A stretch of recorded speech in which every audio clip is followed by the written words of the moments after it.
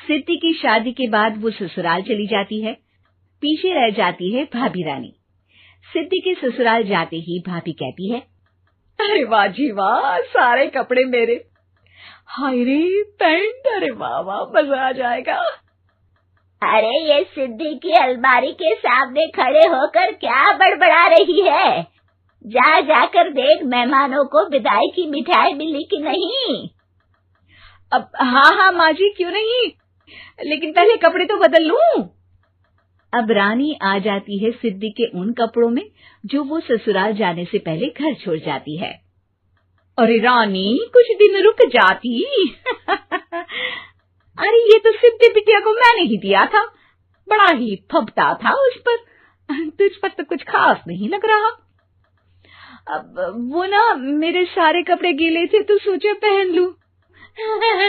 वैसे भी सिद्धि को कौन सा दिन पुराने आउटडेटेड कपड़ों को पहनना है।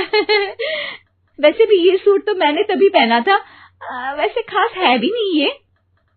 हाँ ठीक है, लेकिन ना मेरी सिद्धि पर तो जमता था। सारे मेहमान चले जाते हैं और सिद्धि ससुराल से मायके पहली बार आती है। अपना घर, अपना कमरा, अपनी अलमारी।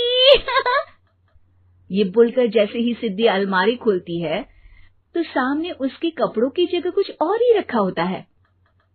माँ, जरा कमरे में तो आना। सास और रानी वहां पहुंच जाते हैं। रानी ने पहनी होती है सिद्धि की जींस और टी शर्ट। अरे भाभी, ये क्या? ये तो मेरी बड़ी ही महंगी टी शर्ट है, इसे आपने घर में क्यों पहनी है? अरे बहुत मिलती है दीदी ये चौक की मार्केट में, 150 में। ओ भाभी प्लीज, ये एरोपोस्टल है, 2000 की एक टी शर्ट। ओहो, 2000 में तो दीदी 4 साड़ी आ जाए। अब क्या बोलूं भाभी, ये मेरी अलमारी में छोटू के कपड़े, तो मेरे कपड़े कहाँ हैं? मेरी अलमारी में। अब दीदी आपको कौन से पुराने कपड़े पहनने थे? माना भाभी, लेकिन मैं जब घर आती तो यही सब पहनती ना। अरे तुम तो बड़ी कंजूस हो दीदी। खैर, वक्त आता है जब सिद्धि ससुराल के लिए रवाना हो रही होती है। अरे रानी, अंदर से सिद्धि का गिफ्ट ले आ, लड़की पहली बार ससुराल से मायके आई है। रानी अंदर जाती है और एक सिंपल सी साड़ी लेकर बाहर आ जाती है। ये लीजिए माँ जी। सास बेटी को गिफ्ट देकर ससुराल भेजती है। अगले दिन रानी एक सुंदर सी साड़ी पहनकर सामने आती है। अरे रानी, ये तो वो साड़ी है जो मैंने सिद्धि को देने के लिए दी थी जब वो ससुराल ले जाती, लेकिन ये तूने कैसे पहन ली? अरे माँ जी, ये साड़ी तो मुझे बहुत पहले से ही पसंद थी, लेकिन चिंता ना करिए, मैंने सिद्धि के लिए भी अच्छी सी साड़ी दी है। हाँ। तभी सिद्धि का फोन आता है। क्या माँ, कुछ अच्छा तो दिया होता ससुराल ले जाने के लिए। अरे पहले दिखा दिया होता। ये चमकते हुए पैकेट में नौकरानी वाली साड़ी मत दिया करो माँ। अरे बेटे, वो तेरी भाभी ने ना गलती से उससे पैकेट बदल गया। हाँ, मैं कल ही तेरे भाई के हाथ से तेरा वाला पैकेट भेज दूंगी। अरे रहने दो माँ, आई एम श्योर भाभी ने अभी वही साड़ी पहनी होगी जो तुमने मेरे लिए रखी थी। तुम तो समझ नहीं पाई उनको। खैर छोड़ो, मैं ज्यादा बोलती अच्छी नहीं लगती, रहने दो, आपको उन्हीं के साथ रहना है, फिर बात करेंगे।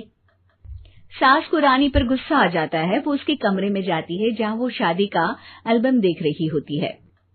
रानी, मार्केट जाकर एक ऐसी ही साड़ी लेकर आ, कल प्रतीक जाकर सिद्धि के घर दे आएगा। अरे क्यों माँ जी, कितनी साड़ी देनी है दीदी को? यहाँ कोई सेल लगी है क्या? अरे चुप कर, मेरे बेटी के हिस्से की साड़ी खुद पहन ली, अब ज्यादा ज्ञान बांट रही है।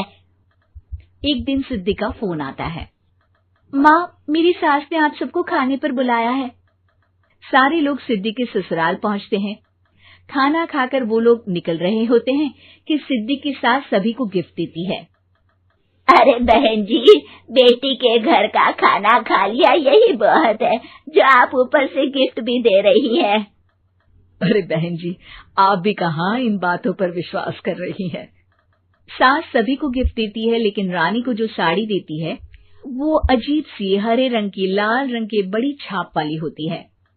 अरे छी, ये कौन पहनेगा? सासू माँ को तो जरी वाली इतनी सुंदर, और मेरे लिए ये नौकरानी वाली। अरे भाभी, दरअसल मैं जब भी घर आती थी आप वापसी में ऐसी ही साड़ी देती थी ना, तो माँ ने सोचा कि आपको आपकी पसंद की ही साड़ी क्यों ना दी जाए। बेचारी रानी, बोलती भी तो क्या। सिद्धि और सास रानी का चेहरा देखकर हंसने लगती है, तो रानी समझ जाती है कि अपने ही बिछाए जाल में वो फंस चुकी है।